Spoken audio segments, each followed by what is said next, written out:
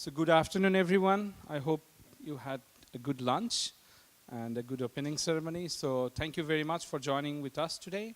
My name is Mostafa. I will be the moderator of this session. So the main objective of this session is to give an idea how you start your startup. So we have two different sessions actually. So how you start your startup, what are the traditional steps? That's not the focus of this session. You will know about that more tomorrow at 11 o'clock at the Audimax. Then what's the focus of this one? This one is that, we are a very large organization and we have members who already started their startup on different area. So how do they do that? I mean, because they were in academia and research and then they moved into starting a startup. Some are doing both, some are actually an entrepreneur. So we should learn a lot of tips from them actually. So that's why we are organizing this session, so you know who are there and what they are doing. So our first speaker today is Dr. Scott Harrison. He's an academic currently working in Frankfurt for the Leibniz Institute for research and information. His background is economics and statistics, and importantly, he has a rich history of supporting student-initiated startups through the Enactus organizations. And Scott is originally from Australia. He, as far as I remember, he was part of an ITN who actually started kind of a startup or a platform to start the researchers. That's actually Scilink. I thought the name was TransSkills before, so you changed it.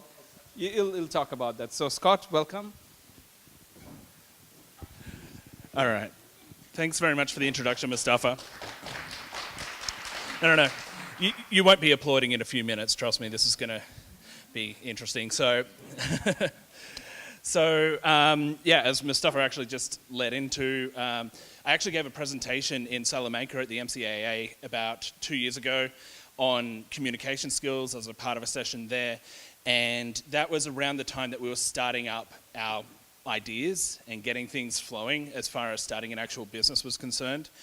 And the original name that we had, which was TransGirls, we realized actually that wasn't hitting the market as far as what we wanted from a brand was concerned. So we shifted over and we found a new name, which was Scilink, which is much closer to, at least from a brand perspective, giving people an idea as to what we want to be working on into the future. Now, the main thing is we're focusing on what we would call transversal skills training. So this is the broad-based skills that we quite often are trying to encourage researchers to have to move between spaces. And as Mostafa said, we were actually a part of an ITN, a Marie Curie ITN, which was called EdgeWorks. So what we find is that our startup is coming out of the space of our original Marie Curie ITN with some of the connections we made there. So I just credit the names of Dr. Gabo Kismihok, who's running a parallel session on career paths at the moment, myself, but there's also Adam in the crowd, and we've got Ivana, Gary, and Marcel as well behind the scenes. So this is about me. As Mostafa said, I'm Australian originally. I came to Germany as a part of an ITN, and my background is actually economics, but I found myself working more in the educational domain, and I'm now working in a Leibniz Institute in Frankfurt that focuses on educational research and teaching quality and assessment. So this was also linked somewhat to our startup with EdgeWorks. So EdgeWorks is our ITN, was focused on labour market dynamics, job processing, and job matching, and linking that to educational assets and also the individual skills that we acquired. And one of the really fascinating things that we got out of our Marie Curie ITN, and I'm sure each and every one of you in this room has had that experience, you've gone to a training workshop and you've walked out of it and going, that was amazing. I feel inspired, I want to do more. That's the kind of feeling we want you to have when you come to a Scilink workshop. The reality is, and this was also part of our motivation, is sometimes you go to a training workshop and it's kind of not cutting the mustard and you feel like you could have spent, 2 days perhaps better chasing emails and following up with people. So the idea behind what we were working on with Scilink was to actually provide essentially a quality assurance process for actually evaluating the trainings that were coming aboard. We basically took the best trainers that we had from our own Marie Curie ITN, we developed an evaluation framework around that, and then we were basically implementing this as a part of our startup to ensure that the quality of the trainers that we were getting was sufficient to meet the markets, especially when it's coming to dealing with highly skilled PhD, postdocs, and early career researchers. Let's be honest, you guys are smart. And when you're working with very smart people, you need to have highly engaging workshops that are going to capture your attention. So, I was very lucky to run the first pilot in Amsterdam back in 2017. And I focused on a course that was about critical thinking and public discourse. Basically, how do you have an argument in public where everyone's watching? Because that's actually a really tough skill, and surprisingly enough, a really important one when you're working in academia where you need to be able to defend your ideas. So we had a pretty good startup, and this is where we get to the behind the scenes part, because it was a lot of collaboration and a little bit of chaos. But when we actually look behind the scenes, what did we do with SciLink to get things started up? The first thing was we had to do our initial market research. Our idea, fantastic, we thought. It's a good start. But you need to know the market that you're moving into. Now, no surprises, when you start dealing with training as your market, it's a very competitive environment already from the outset. So we're not trying to move into a niche market, okay?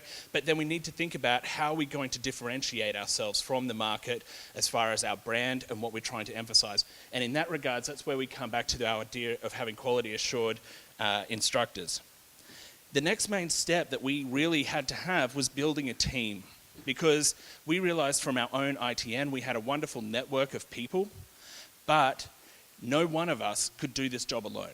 That we actually needed to work together and collaborate basically to find the best set of skills that we could put together to make this work. The other part of that and the steps we had to go through was finding funding. How do you actually get this started up off the ground?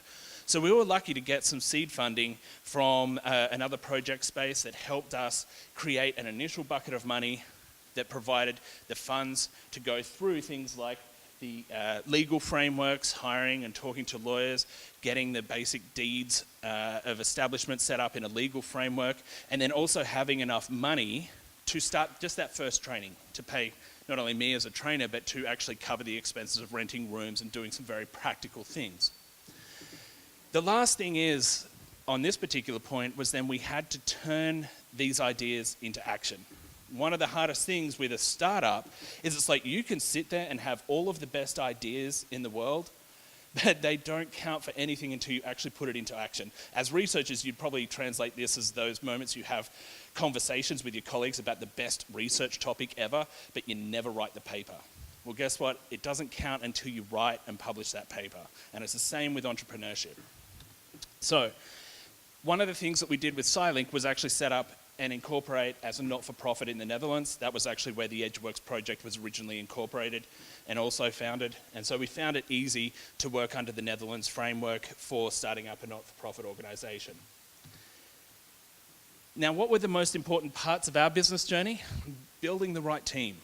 You have to have people who are motivated, who share the same vision, but you also have to be humble enough to take the criticisms and ideas when, well, guess what? Not every idea is a good one. And that's the part with starting up a business, is you have to be also prepared to fail in some degrees. Not everything's going to work out the way you want it to. So you have to have the humility to ask for help and be prepared to accept to fail on some level. So my suggestion as far as the behind the scenes for a startup is concerned, asking for help is probably the single most important thing. This is not only the importance about your network, but knowing where to ask for help. So one of the key things that I've found in my own background in both econometrics and doing some entrepreneurship is finding an appropriate mentor. The reality is if you're looking for a mentor who is still in academia, perhaps they're not the right person to help you with a startup. You need to be able to get outside of the bubble and look for people who are able to mentor you in a business space, who have actually already got business success. So in that regards, finding local business groups in your own city, quite often most cities will have a business chamber or a business group that have other like-minded business people who are going to be able to mentor and help you, because when it comes to business, quite often business people want other people to succeed as well. Sometimes you're not maybe in direct competition with them. But, you know, generally speaking, you find the business community pretty helpful. So that's my 7 minutes of fun. I have a QR code here if you want to participate in the SciLink survey. This is an opportunity just to provide us some feedback if you're interested more in what our business actually does. But yeah, I'm going to hand the mic over at that particular moment in time to our next presenter. So.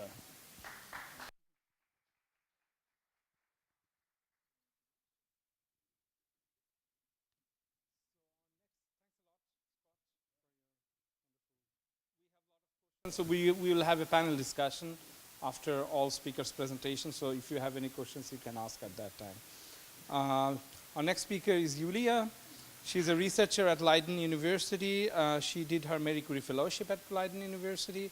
And before that, if I understood correctly, she worked as a research officer at Ireland. So. Thank you. Thank you very much. Is this working? Yes, you could hear me. Excellent.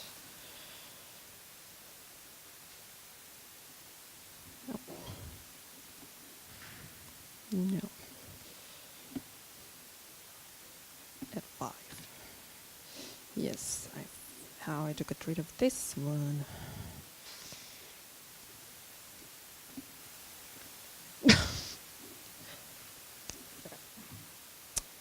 All right, my name is Yuliya Shakalisava, and my little story is about research funding consultancy.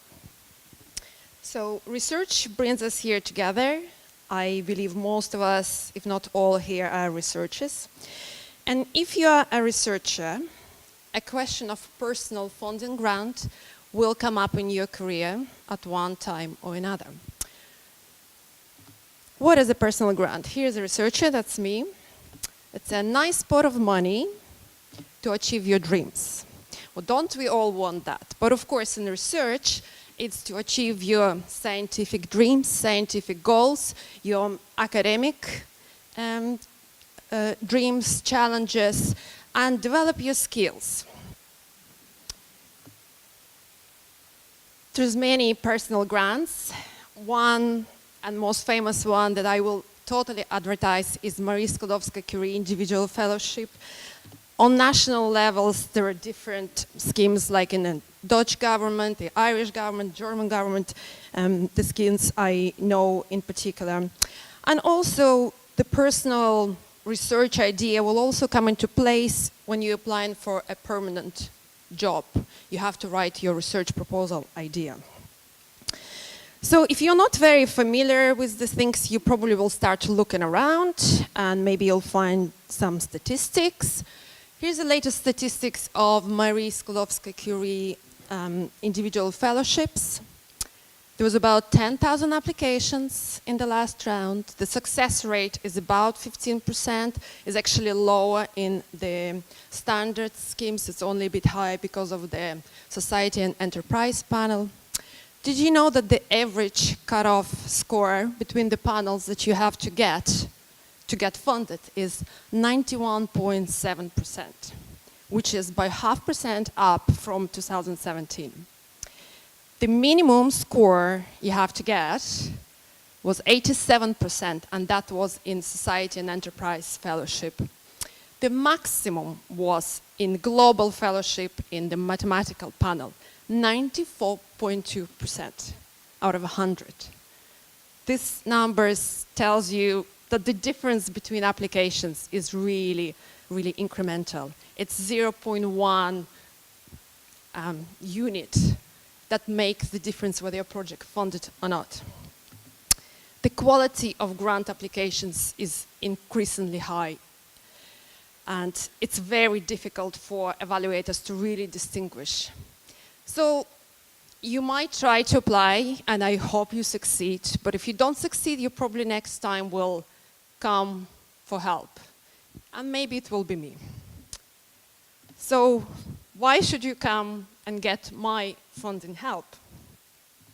Well, I'm a researcher just like you. I now run and coordinate IRANET project. I wrote this proposal myself and I put the consortium together, and I also do research in it. I just finished my Marie Skłodowska-Curie Fellowship at Leiden University, which I also wrote and implemented myself.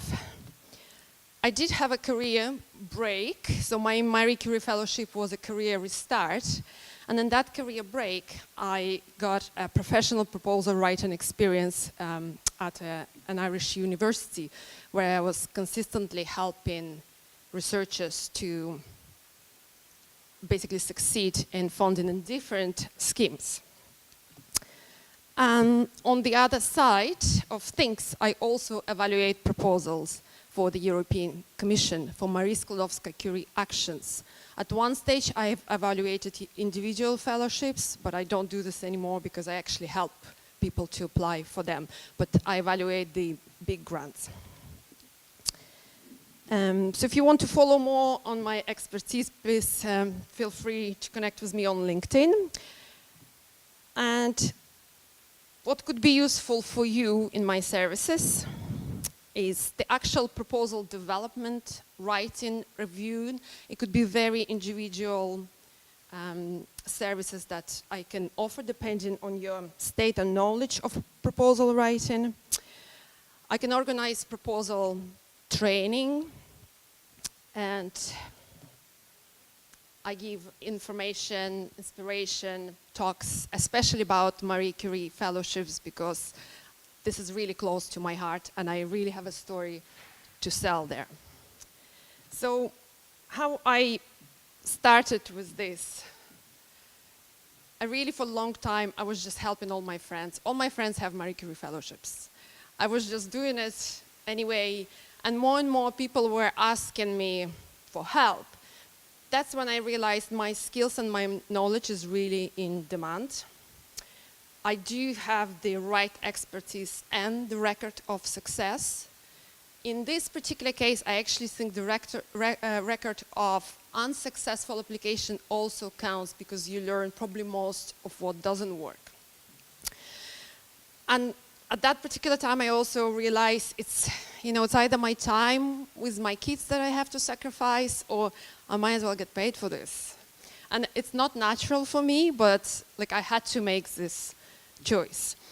And I guess I really wouldn't do it at all if I didn't have this genuine interest for these new ideas, these people who come to me and there's a light in their eyes and they really want to implement this. And I know it's going to be so great for society. But they might not know everything about writing a grant, so I really want to help good people to succeed.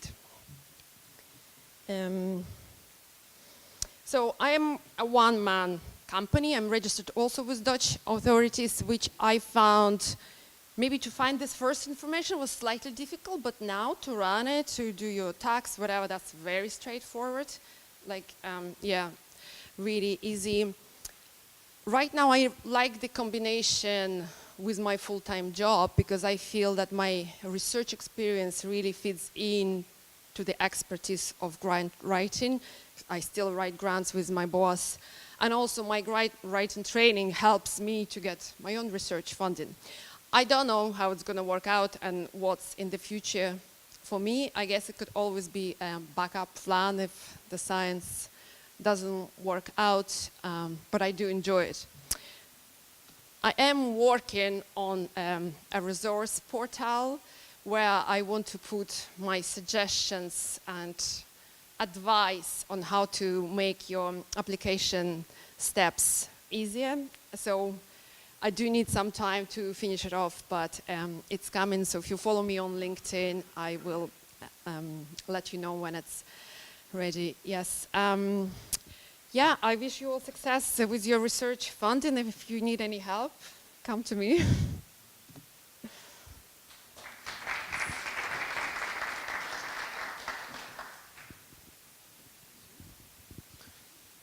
Thank you very much, Yuliya. Our next speaker is Mohammad. So Mohammad is a postdoctoral researcher at Johannes Kepler University. He's also chair of Austrian chapter. In his own word, he is a lifetime learner and a full-time explorer.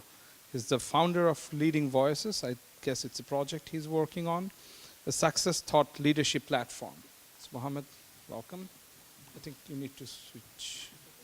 Okay, good.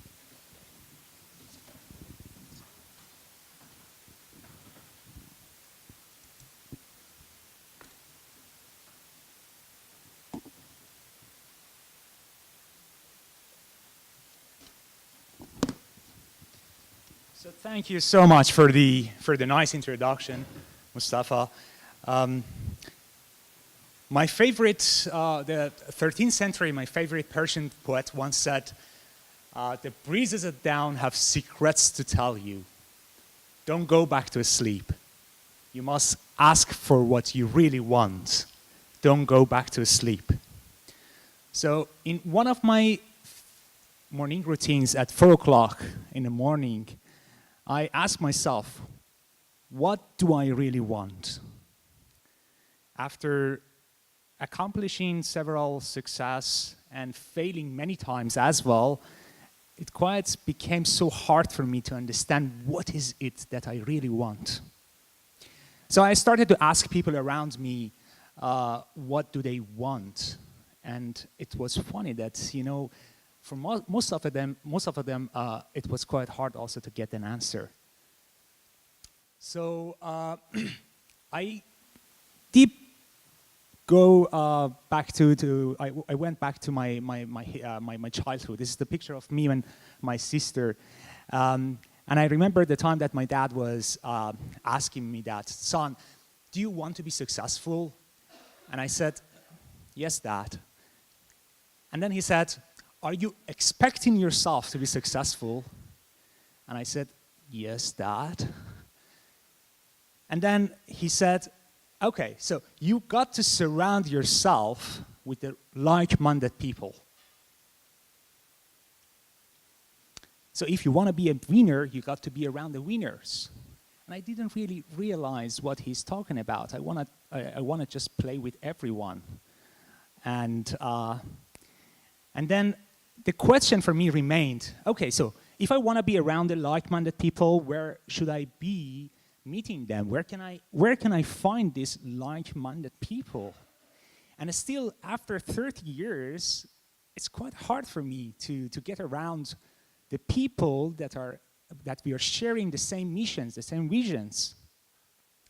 So then I got to the point that the Bernard Shaw said, if you don't find the right opportunity, don't wait for the right opportunity, create it yourself. And taking his words of the wisdom, I created a thought leadership platform called Leading Voices. So what we are basically offering in this Leading Voices is that we are providing a platform with that provides the peer-to-peer mentoring, that you can surround yourself with the like-minded people and we can talk about different ideas and different topics. There we also provide one-to-one coaching if it's necessary for you to get in touch more with and get the help from the coaches. We provide trainings, we provide webinars, and we provide critical insights from the world-class leaders. And all together, what we are trying to do is that to help our audiences achieve more fulfillment, success, and happiness in life. So back to the topic of surrounding yourself with the like-minded people. We have created these mastermind groups that help the people to create a personalized tool for themselves that they can stay motivated and to see the things differently. So the thing is that what I believe is that no matter how much you're successful, in what level of the research and career you are, how much money do you make at the moment, it's just, again, you got to surround yourself with the like-minded people. So there we have different groups from career and success, communication skills, entrepreneurship and small businesses, health, fitness, nutrition, management and leadership, and the list goes on to the technology and the future. few words about the investments. We believe that the best investment is the one that you make on yourself, is to invest in yourself. And that's why we are providing a limited offer for the GA that if you basically register yourself till end of February in our platform, you get with the voucher code of GA 2019, what you get is that you get 1 month free access, not only to our peer-to-peer mentoring platform, 60 minutes per week, but also you get one-to-one coaching for 30 minutes, one time per month. And also you get free access to the webinars. And of course, you got to remember that we have limited seats. So each group that I have showed you, it's consists of 6 people, just up to 6 people. So speaking of the webinars, we are also providing different webinar topics. Every month, one webinar on management and leadership, for instance, marketing and sales, and the list goes on. So it's been a very interesting and exciting journey for me, and I've learned quite so much in that very small amount of the time. What I would like to be asking you is that to basically join us, because we believe you have some story and you have something special, and that is our story. Thank you so much.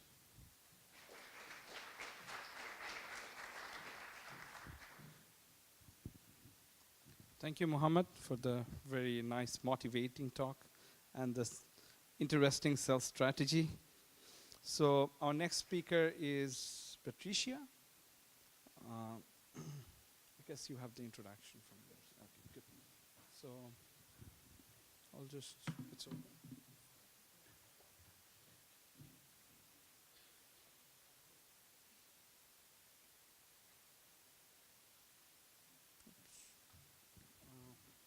Mohammad, can I disconnect?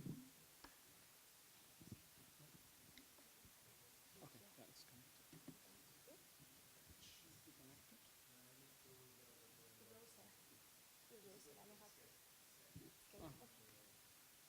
Yeah, but that's. But I wanted this one. Okay, sorry. So just a very short introduction. So Patricia is actually an MCAA member, and if I understood correctly, she's a full-time working on this Gami. Yeah, it's quite a nice project if you are interested to save our planet, basically. So, Patricia. Thank you so much. First of all, I would like to thank to Marie Curie to invite me to this session. I'm very happy to be here. And thank you for organizing this session, Mostafa. Yes, and also I wanted to apologize because I'm going to do a bit different presentation. My computer broke last night, so I don't have my PowerPoint, my fantastic PowerPoint. So this is very good. When you are an entrepreneur, you learn to be outside of your comfort zone. So maybe now I'm a bit outside of my comfort zone as well. I love PowerPoints and I like to show my slides. Now I don't have them. Okay, let's start. And if I'm too long, please tell me, because when I don't have PowerPoint, then I get lost a bit. So this is our project. It's called Oceanogamy, Build Your Ocean Responsibility. And so I wanted to ask you first a question. How many of you are thinking to make a startup or starting a startup? Could you raise your hands? Okay, quite a lot. Okay, maybe I ask this question afterwards to see the difference. So I will tell you a bit about me. So I'm using the web browser we have. So this is me. I was a researcher. I'm still a researcher, but yes, as collaborator researcher. But for the last 10 years, I have been working in research, and I have been working in a marine environment. My passion is the marine environment since I was a kid. I was with my mom doing a snorkeling. She showed me the Mediterranean in the Barcelona. Actually, is where I was doing a snorkeling, and that was very, very nice over there at that time. And then I kept my dream traveling all around the world doing research. I also got the opportunity to get the Marie Curie grant for a PhD, and that was a very good experience because I gathered with many other people on different fields as well. So this is why I learned also to be multidisciplinary, what is super important for being an entrepreneur. And I will talk more about tomorrow, but if you have done already your PhD or you are in your PhD, you have already the skills to be an entrepreneur. So I encourage to do that and also to join the session tomorrow that we will talk about how to start a startup. So then last year I decided to start this company, and then I moved from amazing Galapagos Islands to Barcelona and decided to do a change in my career path. So it's also important that you think about why you want to do that. I wanted to learn something new, to do something that is more applied, more into to see the different markets. So this is when I went into, I wanted to do something in between the science, society, and policy interface. Then one of the things that it worries me more, we can say, there are many impacts on the marine environment nowadays, no? Climate change, overfishing, but one of them is the plastic issue. And since I have been traveling living in many different places, I saw this issue since a long time ago, more than 10 years ago, in Maldives, in Colombia, everywhere in the world, of course, we all know. And then what we can do about it. So, and then I came back to Barcelona and I started to do consultancy work for the first time in my life to see how I can fit my skills into the market. And through the networking, what is the most important thing that you can do, I encourage you, networking is super important. And I got my first clients and I worked organizing events for WWF and other NGOs. And this is when we started to create here with my partner that he's also a Marie Curie fellow. Well, we were doing the same fellowship, Marie Curie, so we know each other also from the masters, and we started oceanography together.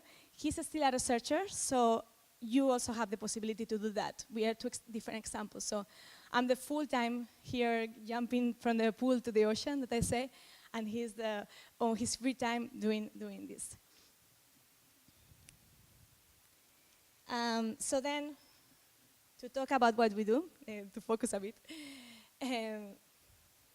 we were doing many consultancies, but then we decided we have to focus. For starting a company, you need to learn how to focus and do one thing good, not several things.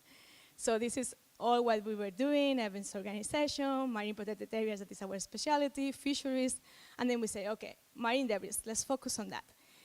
So there is a company that has contacted me.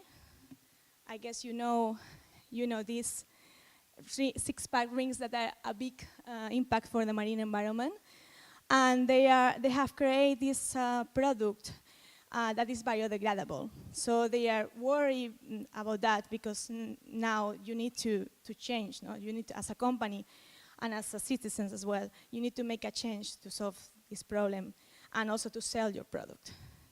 Then we have organized an event with them. I can show you just a few things. So this is the owner, and this is in the Marine Science Institute of Barcelona. We organized several talks with researchers that they were working on plastics, on microplastics, and to make the people working from the company aware and how to find effective solutions to this problem. Then we did a campaign collecting the plastics. And I work also with Ambiente Europeo for this. This is an association. And I'm working as a self-employed consultant. This is how we work so far, but we want to settle as a company in the near future. This is what is in Barcelona, so it's amazing how much you can find there. And they clean the beach every day, so even though you can find all this. So like this, we create, they come also people from all around the world from the company.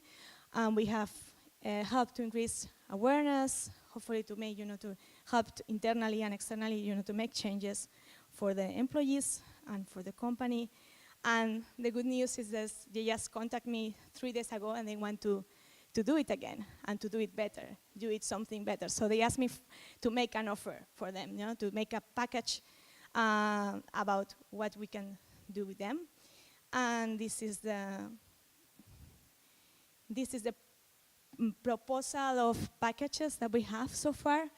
This is going to be, so the idea of this is to extrapolate it and to sell it to other companies. And when you are running a business, you need to, first you have your trial, that would have been our trial, and now we need to extrapolate and do more and improve it. And all the time the idea is changing, it's evolving. It's like evolution. So you need to be ready for changing your idea and for making it better.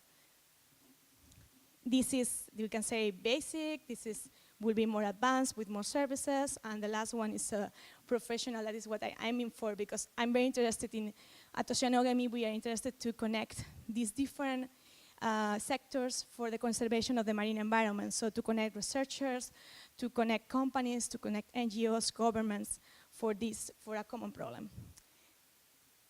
I don't know how much time we have left.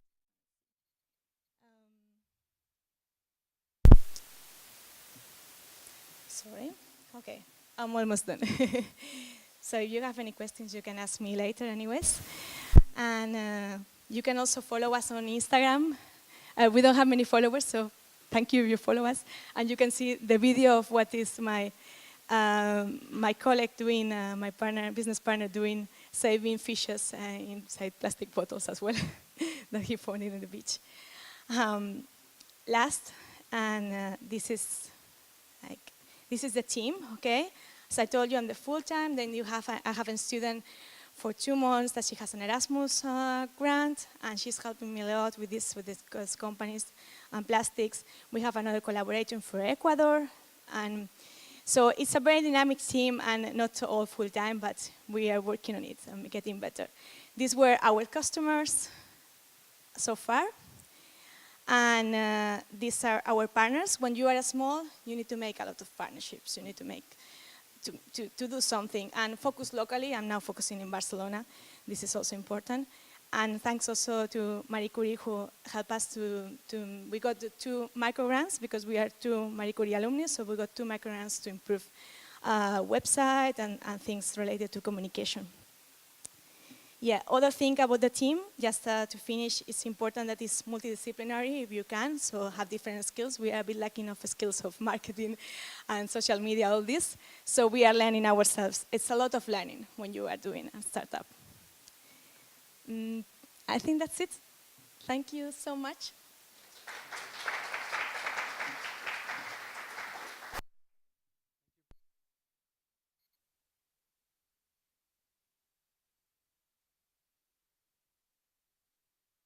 To how to communicate in academia, and then went to a leadership platform, and then how we save the planet.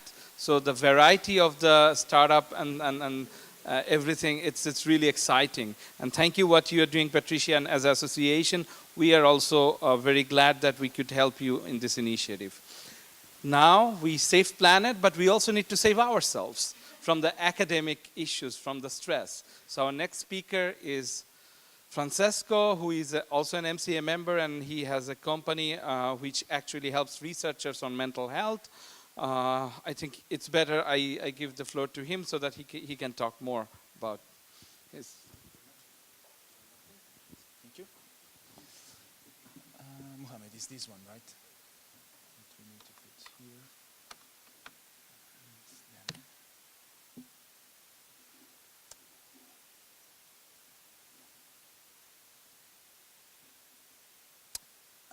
Is this one?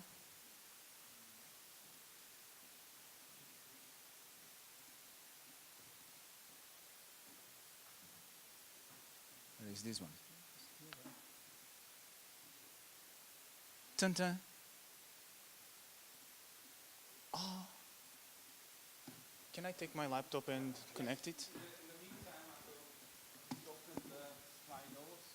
guys can. You can get connection here. So as you know that we also have the app where you could ask live questions. So we will have a panel discussion after this. So there, please go to Slido and then type 3525, I believe. And then go to the big horseshoe. And so this is the question. So what is the biggest barrier for you to start your startup? We want you to answer whatever is the biggest barrier. And then when we'll start the panel discussion, we would talk with our panelists and see what are their suggestions. Yeah.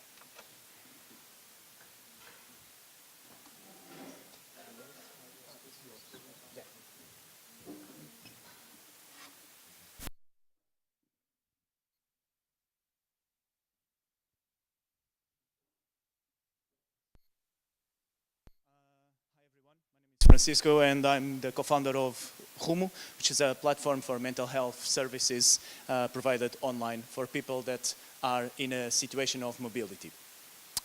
My presentation is going to follow a quick agenda where I'm going to talk about some issues on how to develop a startup or an idea, and then I will also do kind of a note on the type of solutions that one has once he or she starts a startup or a project, a business venture, whatever.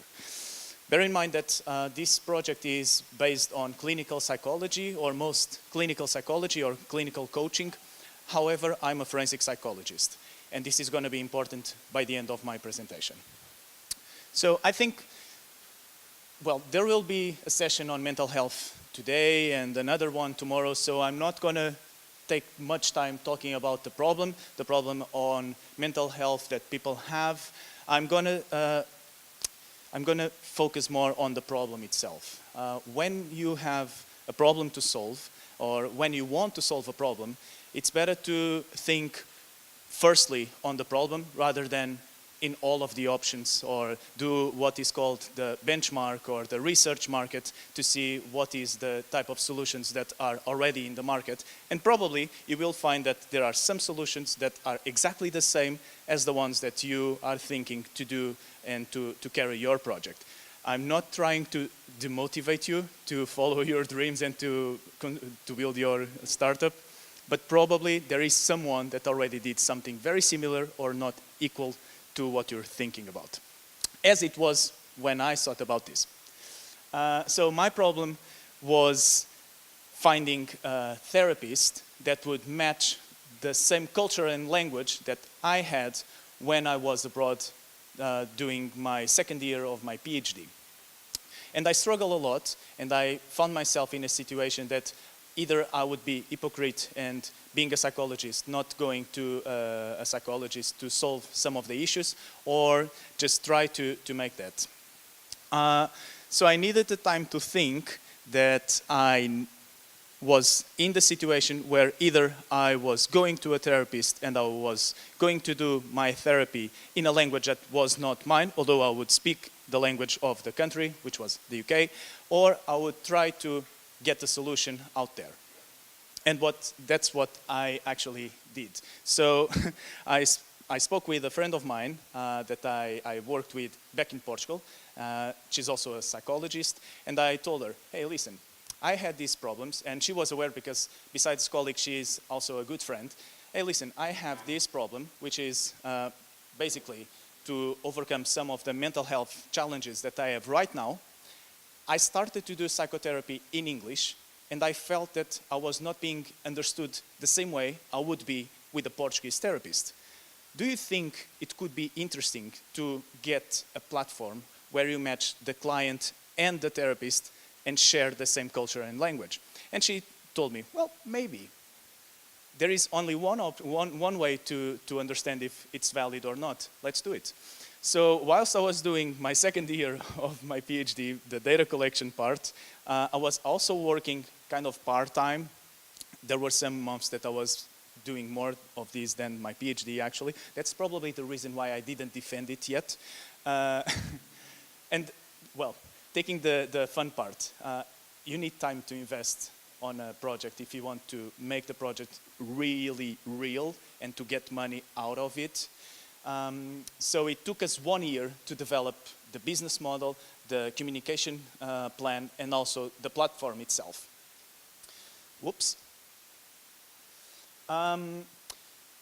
If you try to find some literature about how to make your startup, yeah, you can take pictures, but what I'm going to tell afterwards, it's going to probably demotivate you to take a picture of this.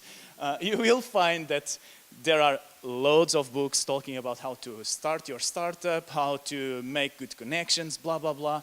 You will find your way once you start to doing it. Because, for instance, the ideation moment took us way more time.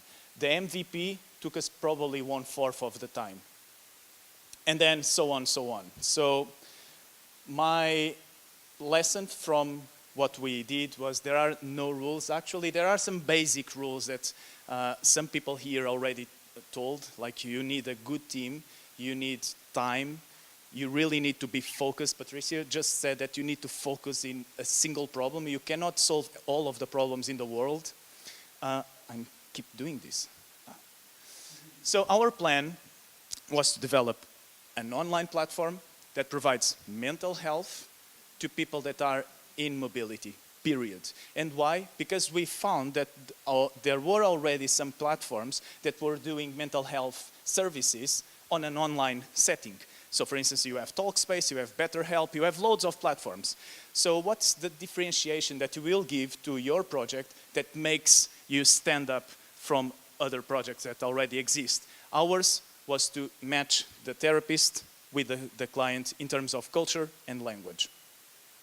We started only 2 people, so Carolina is the one near me, and after 1 year when we launched it, we were already 4, the first 2 guys after me, and those guys are partners of this company. And currently, for the Portuguese-speaking users, we have already 17 therapists, and we are not public on the website, but we already have therapists that also speak other languages, namely German, English, French, and we're going to have Spanish and Greek therapists. We also developed the back end of kind of a platform to talk with our users, although this costs money, and we needed to do a strategic partnership with a company to help us to develop our backend. What we did in the beginning, in the first couple of months, we used Skype. And then we learned that Skype is not very secure, so we passed to Zoom. And now we have this. So you always fail and learn, you fail and learn. You cannot be demotivated because you failed and, oh, the world is going to end because I don't have any option. No, accept the failings. Just to give you a snapshot, we have 6 clusters now. Some of them, obviously, for obvious reasons, because I was very, very near of the academic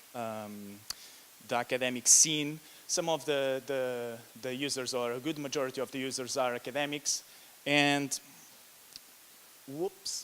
we currently have users in 16 countries, 3 continents. A good thing is that almost half of our users are word of mouth. This means that, for instance, you use our platform and you say to you that the platform is good, so he's going to use referenced by him. And then we have some offers for this guy because he referenced someone, and it works like that. We provided so far 3,000 sessions and 450 free sessions because our business model is based on social impact. So it means that you give and you also return the investment. When someone that pays the service pays us, the percentage goes to the therapist and another percentage to the platform. And that percentage that goes to the platform is split again in 2, and 1 bit goes to the sustainability of the platform, and the other bit goes to people that cannot pay at a certain period of their lives the service. This is quite good One, because you are creating impact. You are solving the problem of someone that cannot use this. The second one that we were not expecting, at least consciously, was the fact that the governmental entities said, okay, these guys are doing a great job, let's help them. So we connected with a very strong relationship with ministries of foreign affairs and embassies and consulates, and now, fingers crossed, we will earn a funding in the next month, in March, given by these guys. Just to show you a little bit of our outcomes, the alliance with, thank you, the alliance with the therapists, if they don't match with the user, takes about 6 sessions to get a therapy alliance, whereas in our system, in our setting, it's way less.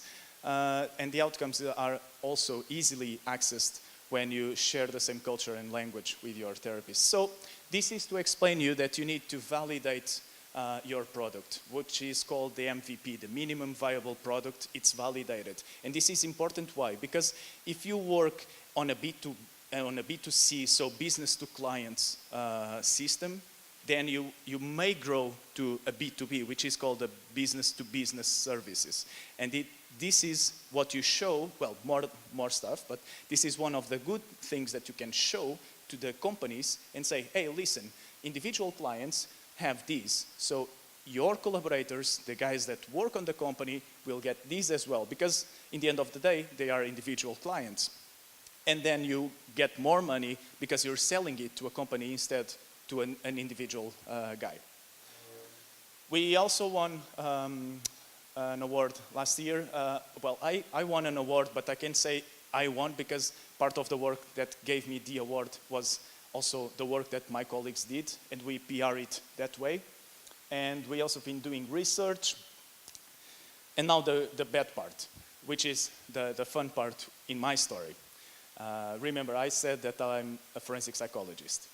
When I started this, I saw that I was not creating the new Google. And I understood, or I felt, that this was something that in one way I would be willing to take a whole part of my life, and I stayed 1 year working full-time, 1.5 years more or less, working almost full-time on these, and 1 year full-time. But I wanted to get back to forensic psychology. At some point, I didn't know when, but at some point, because, well, I spent the entire part of my academic life working on forensic psychology or criminology. So the interesting part is that I knew about criminals or forensic psychology, but because of my life, of this entrepreneurial life, if you want to call it like that, I developed a very good set of business skills. And then it ranked to these guys, the EY company, that started to have more focused service lines, namely the forensic and integrity services, and they've heard about me, and they invited me to lead the forensic psychology part of the Lisbon office. What does this mean? Does it mean that I quit about Rumo? No, it doesn't. It just means that my percentage got decreased. I sold part of my percentage, and I'm still a co-founder working on an advisory level. And this also creates the opportunity to hire people to join the venture and do stuff that I was doing, but I didn't want to continue doing it. Moral of the story.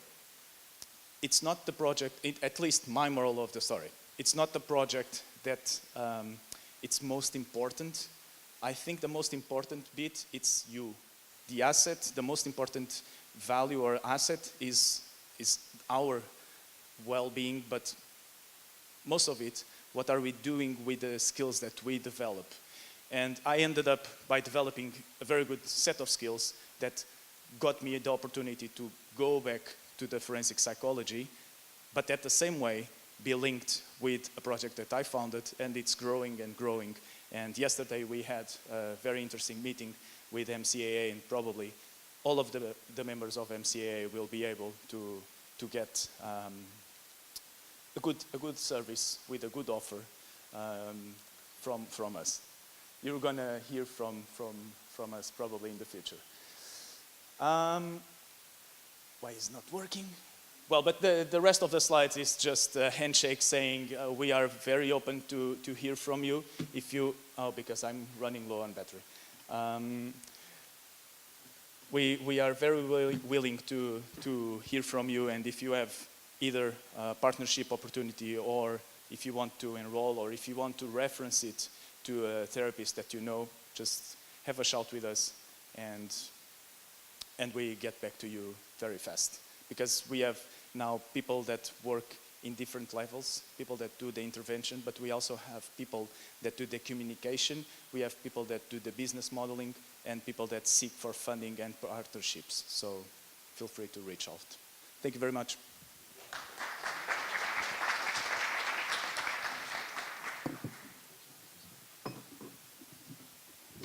So thank you, Francisco. So may I ask all the speakers to join here?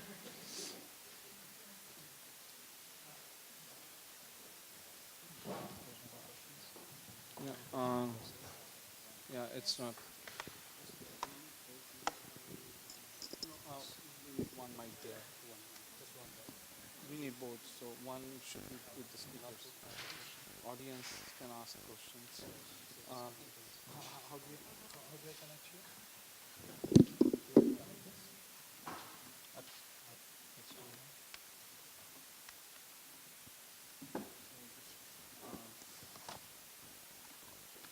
So, yeah, at the beginning of the session, when one of the speakers asked, like, who all want to start their startups, I have seen many hands rise here. So that's very great.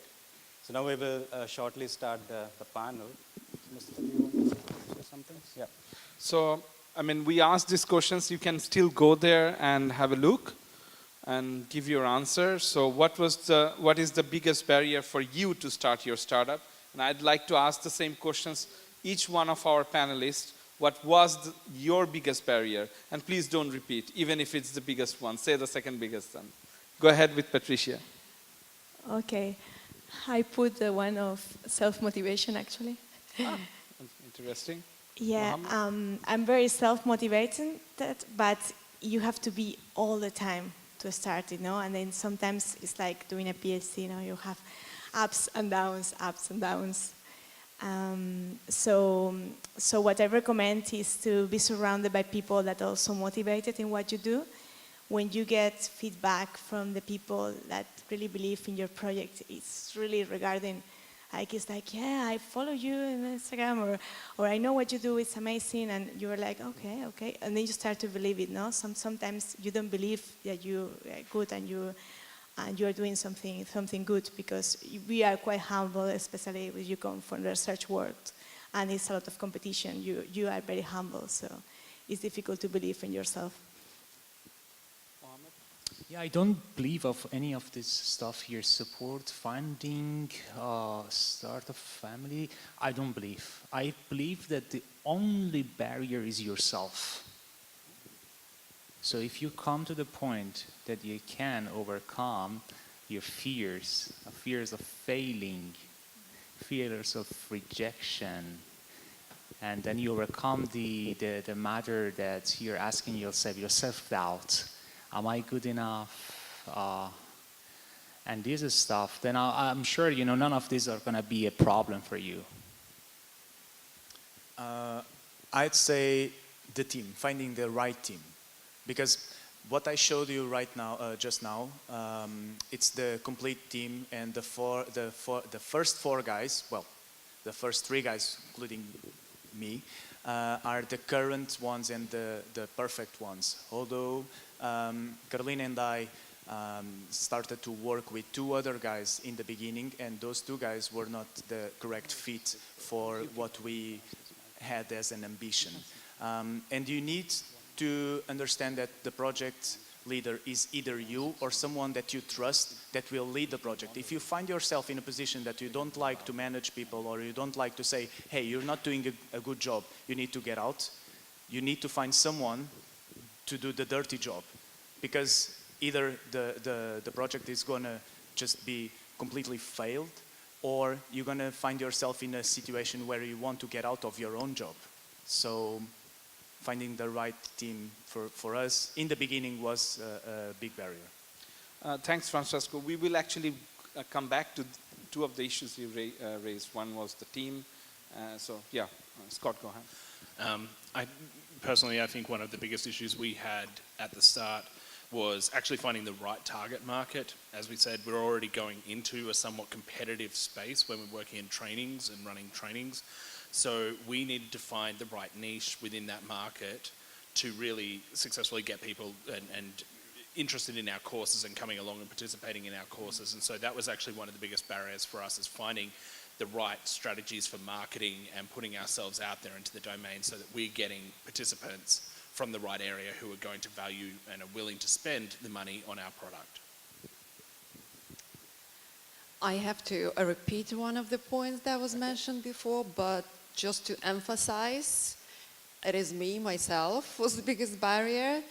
But I would totally encourage anyone with the slightest idea or notion of doing it, just do it.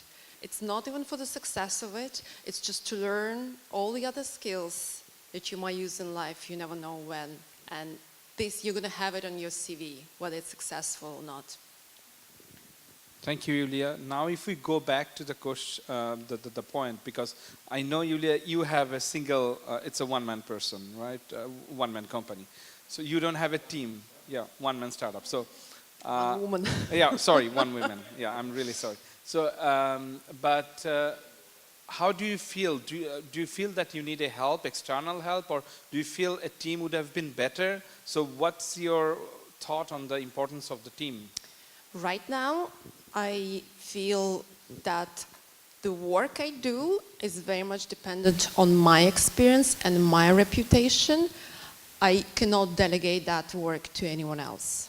You know, if eventually I make this my own career, maybe I'll teach someone else to do it or get a partner, you know, rather than a team. But in my case, no, I can't have a team. Thank you. Scott, what's your thought on that? I think in our case it was almost the complete opposite, and I'll be honest, I'm one of the, because I'm an academic in my training and my current job, I'm actually coming on board to SciLink as one of the trainers. But we have a team of people, Adam, our general manager, is in the audience as well, who we have a number of people who are working behind the scenes to keep things going. You know, that where me as the academic, I don't have those skill sets, you know, so it's important to have those people that you can trust and work with, that will keep the business going when times get tough. Okay. Yeah, Francesco already said the importance, so maybe if you'd like to add anything. No, just one quick thing. The team that I showed you are the people that provide the services. However, we have people that work with us that don't provide the services, but are actually working behind the scenes. You probably will need people from the legal field. We have a lawyer with us. People from IT, if you're developing something. I developed the platform, but I don't know as much as a colleague of mine. Management as well, and also the business side of things. Probably you will need people to help you that. Yeah, I believe that the time of the solitary genius are gone. Look at the success stories of iPhone, Apple, the Pixar's movie Up, and also even Wikipedia. They're all done by the great team, great team working, and great team working needs great team players. And I believe that in order to be a great team player, you need to have 3 traits. First is that you need to be hungry. So more achievement, more success, and so on. And second, you got to have a social smart to be able to get along with the people. And finally, the last one is that you need to be, as Scott said, you got to be humble. And you got to appreciate what the other team members are doing. Thank you. I agree with all what you say. Just wanted to add something else. I think it also depends on the type of project that you are working on. So in the first case, so we were talking about a consultancy where you have your expertise and you could work by your own. At the beginning, I was working this project by my own, doing consultancy work through my expertise, so that's fine. But then if you are aiming for something else, for something more multidisciplinary, as is my case, an international marine consultancy, you need people with different skills. And if you are running also a company, you will need people that know about marketing, social media. We are lacking of these skills, so you could hire somebody, but it's better that is temporarily, but it's better that it's part of the team and is part of the project. Thank you, Patricia. Now we can ask the audience if you have any questions. Yes, please.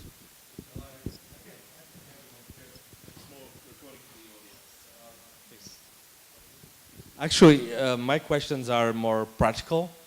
I think it's more directed to Francisco.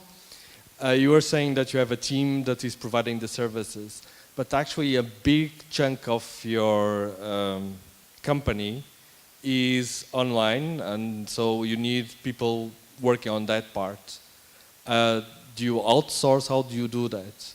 And also, actually, this funding stuff that appears there, it's really important for everyone. So if you can say something, or how did you get the money to start, or did you use your own money?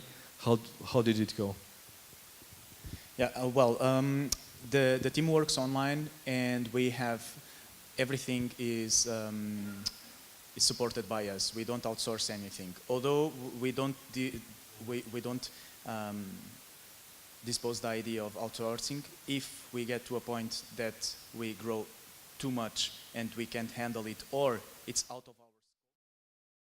For instance, our financial bills are not very huge. The kind of revenue that we have, I can handle it with the help of my colleagues. I say hi because since I'm passing to an advising role, I'm taking the technology and the financial part of it, just to context you. But if we have a revenue that it's huge, probably we will just outsource it to a financial company because it's not our scope. Why are we trying to understand how to do it if there are more people and other people that do it better than us? What was the second? The funding, yeah. Yeah, in the beginning we used our own money, and then, well, if you see the startup process, probably you will find a infographic that tells you that you will use your own money, and money can be time, because time is money. And then you will probably ask money for your family, close friends, and then you go to seed investors. So in the beginning, we used our own money, our own time. Then we did kind of a collection of donations from close friends, and now we are in the process of having seed investment. We were invited to do that. Thanks a lot, Francisco. Just to add with your question, so at the tomorrow's session, there will be a talk on how to actually start a startup, and also what are the funding opportunities and what are the importance of business proposal. So more traditional steps. And there will be at least 2 talks on funding in Austria, so you will get a bit more overview on that. So any other questions from audience? Yes.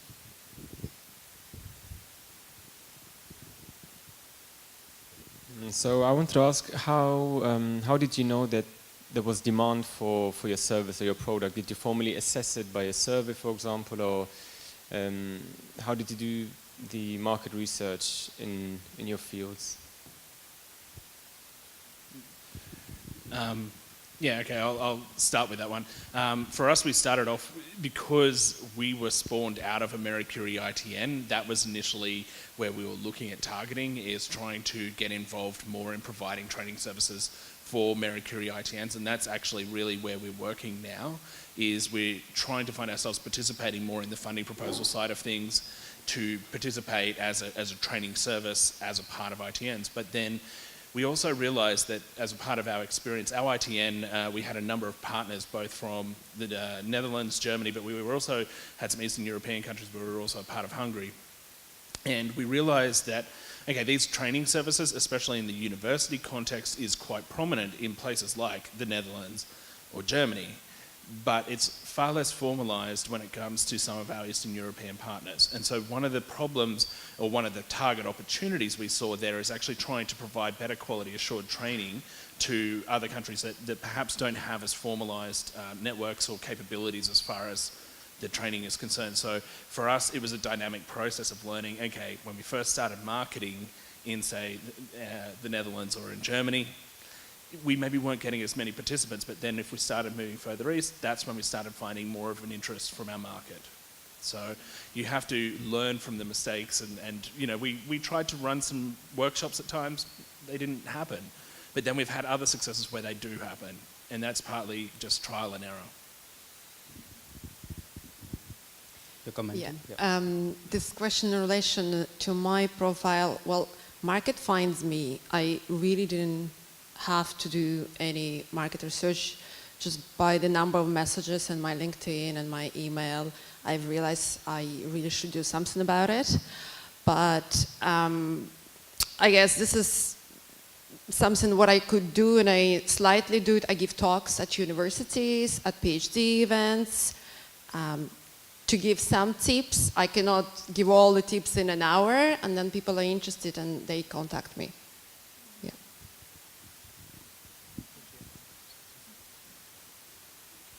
Yes, I think it was a very good question, because for me it was one of the most difficult things to find out, no, how we fit our knowledge into the market and to the business market and to the who is your client, no?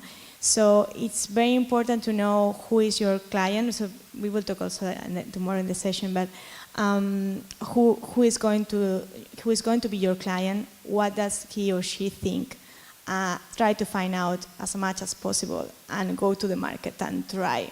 And sometimes you can be more or less lucky that if you do networking, as is the case that we were talking about, and they know you how you work, you get the clients without looking. But if you want to start to be actively and really find a lot of clients and be successful with your company, you have to be active in that, and you have to learn to do that and improve your service or your product for the market needs. Do questionnaires for the people to find the feedback, and trial and error, we can say. Okay. Yeah, please.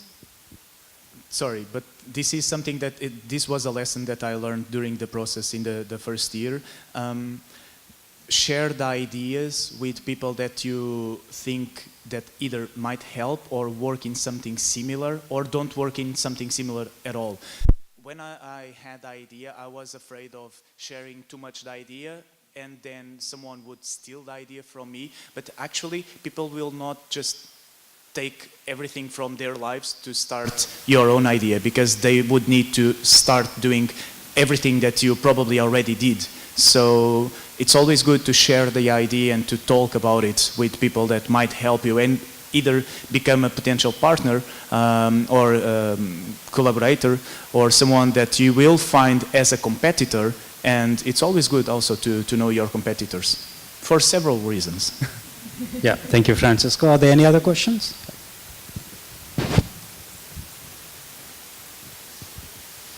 Thanks, because I will leave this room with new knowledge, but I want to highlight some of the words that I heard, and this is not all ideas are good ideas. And what I want to know from you, from your experience, is how long you should invest in your idea before you understand if that's a good or a bad idea. And is it enough to speak about your ideas, as you were saying correctly, Francisco, with the people you know before you start investing the idea? So how long all these processes should take before you can really label your idea as complete failure? Thank you. I think you probably need to start doing some work before you start sharing everything. You don't need to share everything at a detailed point, unless you want to share everything with a potential partner, but that's probably a business meeting already. The part of the time, it's a very good question. So when I was finishing my scholarship, I said to myself, okay, I had a personal issue to solve that gave me an extension year which is this 2019 to submit my thesis. I finished my scholarship in 2017, and it was the moment where the platform was growing a lot, and we were not expecting it. So I spoke with Carolina, and we decided that, okay, let's give a try and let's make it for 1 year. If it starts to really get money to us, we will continue. I wasn't expecting this change now, but if it doesn't go anywhere, at least we have the platform, and the platform can be active until 2025. But we will know that we need to take other options, or we need to go to other paths. But we will learn from this. You need to be very specific to what are the objectives that you want to get, when, and how are you getting those. There are fun stories like put a post-it on the mirror saying 100 users, and you need to find 100 users until September, and it's 31st August and you didn't get 100, you need to adjust and see what needs to be done. And if you didn't get it, it's also a reason of being humble and say, okay, it might not work, let's move on to other things. I might want to add something also. I believe that you have to define your one thing. And if you want to be an entrepreneur, it doesn't matter which idea is that. So there is no time frame. So you got to believe on yourself and your idea and just fight for it every day. And that's it. Any other questions, guys? Yeah, no, very good. So no, just a small thing to add, and then I was commenting before, it's always going to be evolving. So don't be stuck to this one idea. It can become something completely different that you never thought about it. Especially when you share your idea with people with other skills, and you can be amazed how it can change from the beginning until the end. Any other questions from the audience? Okay, then I have specific questions actually. It's for Patricia, you work, or your company is actually on a topic where you are expert on. Same for Francisco and Scott. What about Yuliya? You are actually a life scientist, but your company is completely on consulting. So how do you balance that? Because if I understood from Mohammad and Yuliya both, you have a current job. And on top of that, you also have a family. So how, of course, and then you also have this, I would say, third priority. So how do you actually manage that? I would start with Yuliya.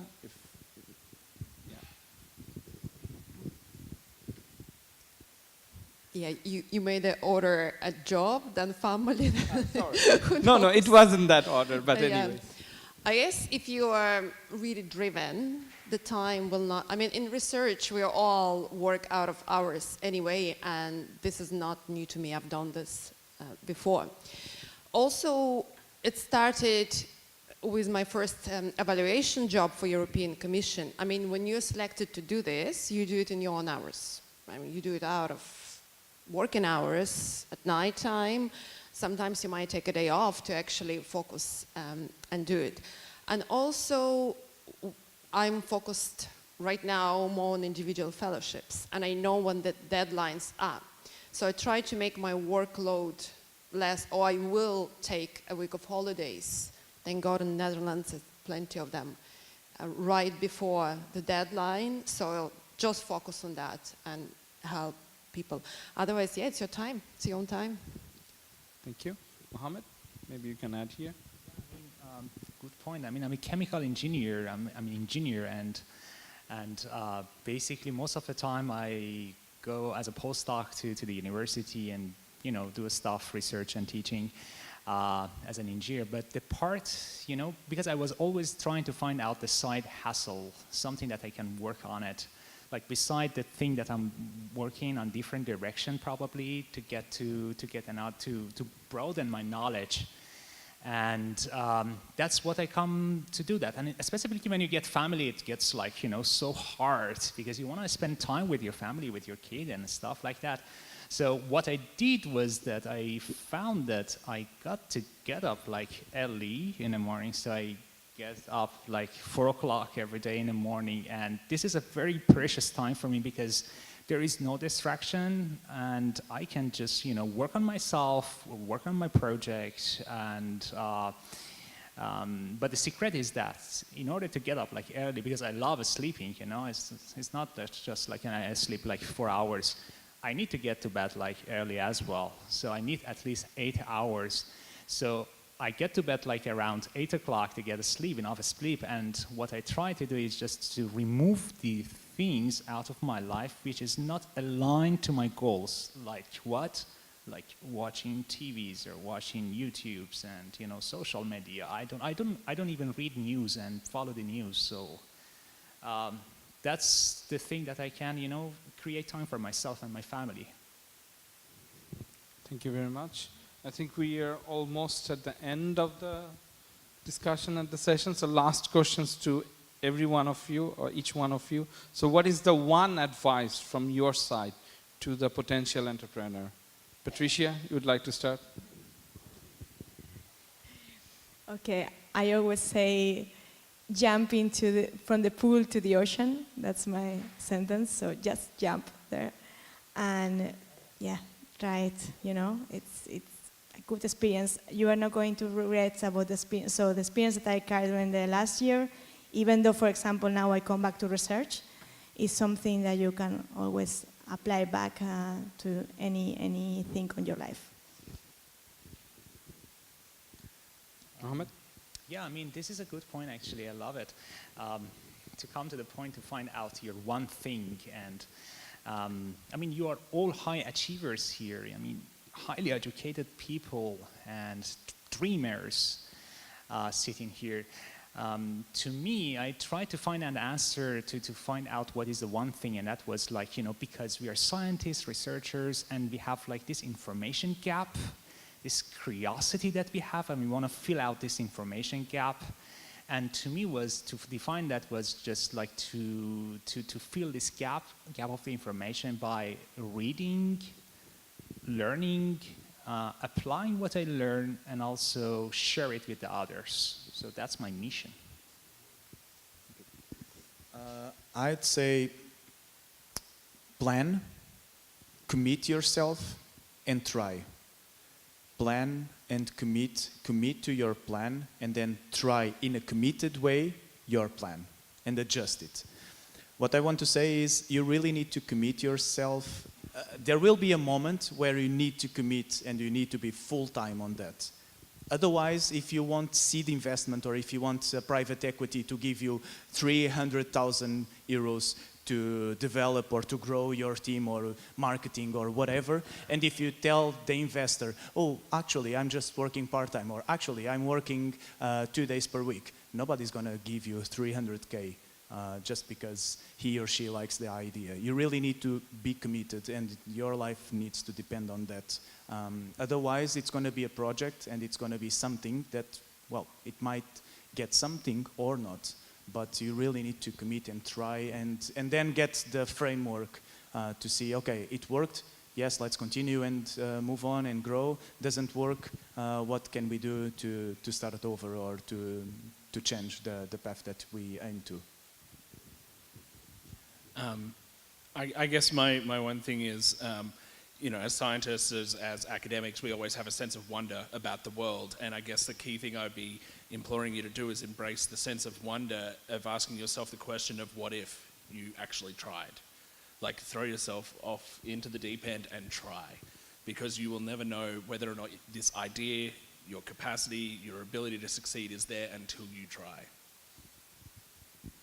I would say find that thing that you are good at. Could be one, could be more thing, and learn to sell it. Yeah, don't underestimate the quality of your skills and that they can be useful to other people. Go for it. Thank you very much. Thank you, every one of you. So my takeaway from here is that don't be afraid. If you really have any idea, just go with it. And I'm sure even if you fail, that would be a wonderful experience. As Scott said, what if you tried? So thank you once again to every one of you and all the speakers. A big round of applause. So thanks a lot, and see you in the conference.